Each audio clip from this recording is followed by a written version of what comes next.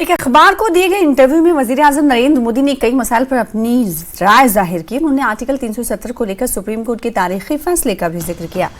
वजीर आजम नरेंद्र मोदी ने कहा कि अब दुनिया की कोई भी ताकत आर्टिकल 370 को वापस नहीं ला सकती। इन्होंने हालिया असेंबली इंतखाबात में बीजेपी की जीत का भी जिक्र किया। अपोजिशन इत्तेहाद, राम मंदिर और फलाही स्कीमों के बारे में भी अपने ख्यालात का इजहार किया।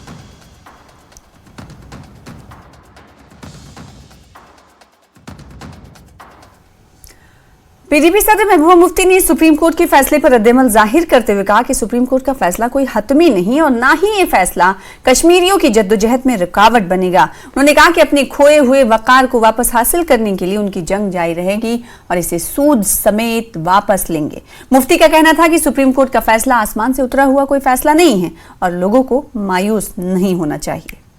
यानी कि आर्टिकल 370 आज तक हम कह रहे थे कि ऐसे यानी कि सुप्रीम कोर्ट का हम दरवाजा खटखटाने पर आपको उम्मीद थी, अब वो उम्मीद खत्म हो चुकी है। अब नेक्स्ट क्या, व्हाट नेक्स्ट क्या है? हमको हिम्मत नहीं हार रही है। जम्मू कश्मीर के लोगों ने कई सालों से जदोजहद की और इसमें हमें माली जानी बहुत नुकसान हुआ है, तो हमने उन कुर्बानियों को रायगा नहीं होने देना है, क्योंकि हमारे जो हिज़्ब मुखालिफ है वो चाहते हैं कि हम हिम्मत हारे, शिकस्त को कबूल करके घर में बैठ जाए। ऐसा नहीं होगा।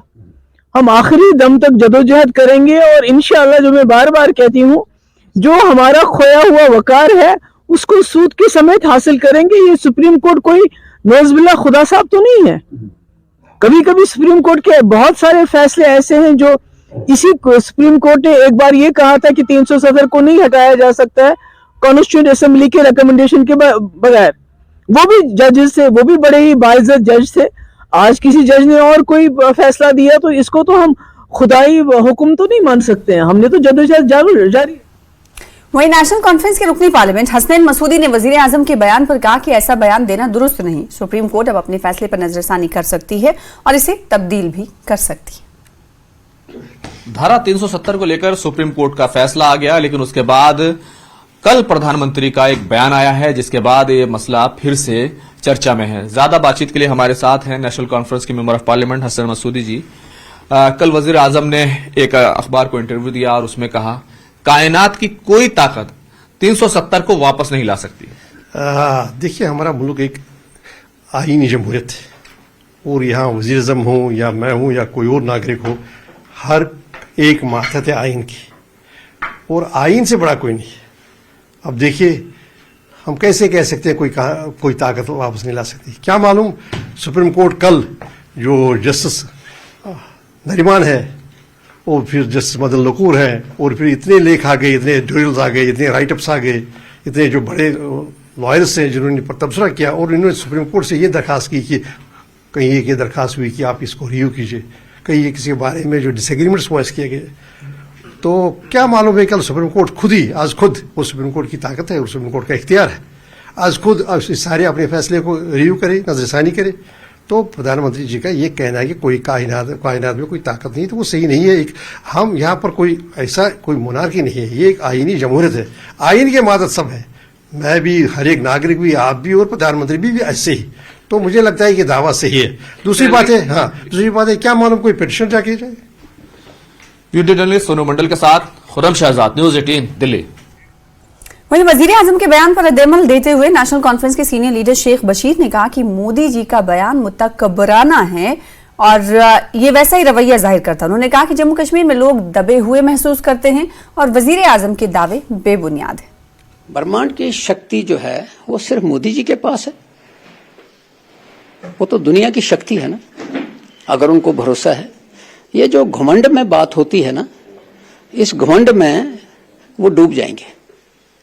उन्होंने जो इस शक्ति का इस्तेमाल किया है, उसी शक्ति का हम इस्तेमाल करके वही चीजें जम्मू कश्मीर के लोगों को जरूरत है, क्योंकि इस शक्ति का इस्तेमाल लोगों की विशेष के अगेंस्ट किया गया, लोगों की एस्पिरेशंस के अगेंस्ट किया गया। उनको जो वहम है कि हमारे पास ही शक्ति है, इसके ऊपर भी एक शक्ति है। लेकिन उनका ये कहना है कि खुशहाली आई है जम्मू कश्मीर में, 370 के जाने के बाद विकास हुआ है, लोग खुश हैं। उनको आप लोगों से पूछिए कि लोग खुश हैं? वो इलेक्शन से भाग क्यों रहे हैं? इसलिए भाग रहे हैं कि लोग तंग हैं, मजबूर हैं, डंडे के जोर पे लोगों, डेमोक्रेटिक ढंग से नहीं लोगों को चलाया जा रहा है। डंडे के जोर से चलाया जा रहा है। नेशनल कॉन्फ्रेंस आज भी ये मानती है कि 370 वापस आ सकता है। लोग जो हैं सबसे बड़ी ताकत लोग होते हैं। लोग चाहें तो कुछ भी कर सकते हैं। हमें लोगों की ताकत पे भरोसा है। पीपल आर द बेस्ट जज। आप लड़ाई जो है आपकी, जो फाइट है आपकी 370 वापस लाने के लिए, वो अभी चलती रहेगी? ये हमेशा चलती रहेगी जब तक वो चीज उन लोगों को नहीं मिले। अब वो चीज सुन लीजिए, वो क्या है। जम्मू कश्मीर के नौजवानों को रोजगार नहीं मिल रहा है। जब तक वो रोजगार के जो जराए हैं, जब तक वो उनके जो सेफ नहीं होंगे, तब तक जम्मू कश्मीर के लोग जो हैं या नौजवान जो हैं वो खुश नहीं होंगे। और जम्मू कश्मीर की जो जमीन इस वक्त है बहुत कम है। उस जमीन के ऊपर जो हल्ला बोला जा रहा है, उस जमीन को बचाने के लिए नौजवान खुद। वहीं जम्मू कश्मीर के कांग्रेस इंचार्ज रजनी पाटिल ने वजीर आजम के बयान पर रद्द-ए-अमल जाहिर किया। उन्होंने वजीर आजम के इस ख्याल को मुस्तरद कर दिया कि 370 जम्मू कश्मीर में समाज के तमाम तबकात की तरक्की और खुशहाली में सबसे बड़ी रुकावट थी। इन्होंने जमीन और नौकरियों के तहफ्फुज का भी मुतालबा किया। मुझे लगता है कि ये कोई भी ज्योतिष की जरूरत नहीं है बताने के लिए कि हमारे यहाँ चुनाव कब आएंगे। अभी सुप्रीम कोर्ट ने, आदरणीय सुप्रीम कोर्ट ने निर्देश दिए हैं कि सितंबर 24 तक चुनाव होना चाहिए। तो उसमें क्या गलत अलग बोला है? हम सब तैयार, उसकी तैयारी चल रही है। उनका यह पहले से एजेंडा था कि आर्टिकल 370 हटाएंगे और राम मंदिर बनाएंगे, और उसी के ऊपर जम्मू कश्मीर नहीं लेकिन पूरे देश में उन्होंने इसी के ऊपर अपनी पार्टी को चलाया है।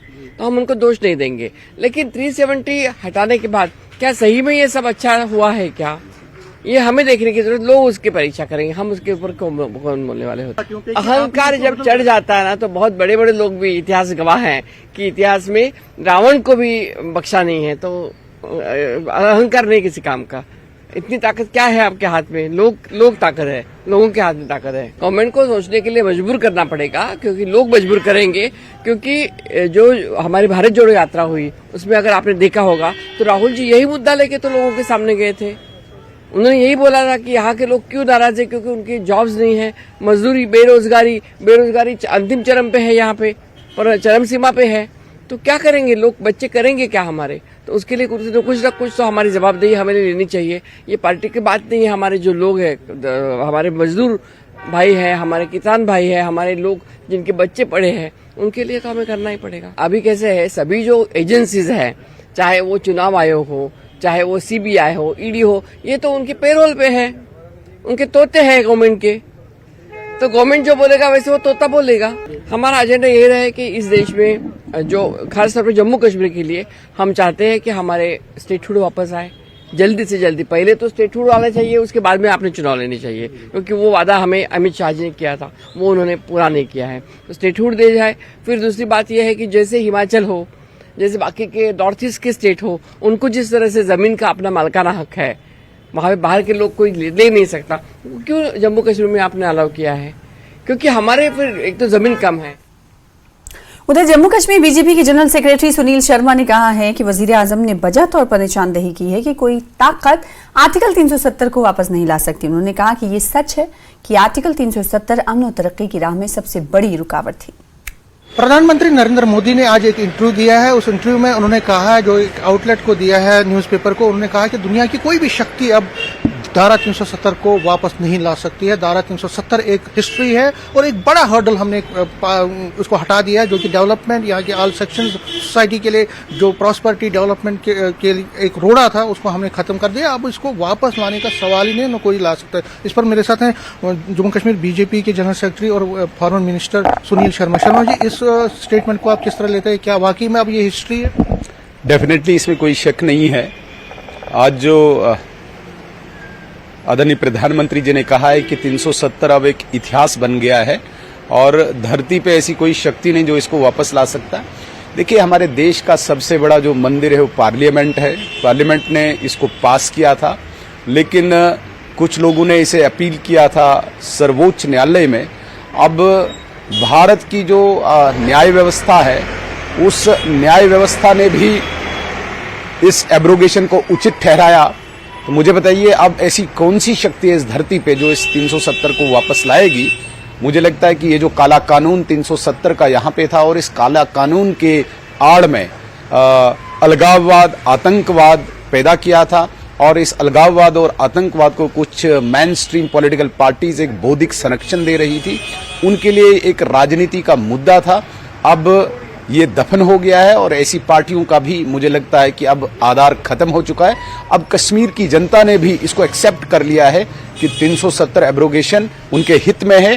अन्यथा 370 का जिस दिन डिसीजन आया, एक एक्स्ट्रा पुलिस कर्मी कहीं कश्मीर की किसी गली में नहीं दिखा, कोई भी इस प्रकार का बंद नहीं दिखा। ये साफ जाहिर करता, इससे स्पष्ट होता है कि आम जनमानस ने 370 एब्रोगेशन को एक्सेप्ट कर लिया है।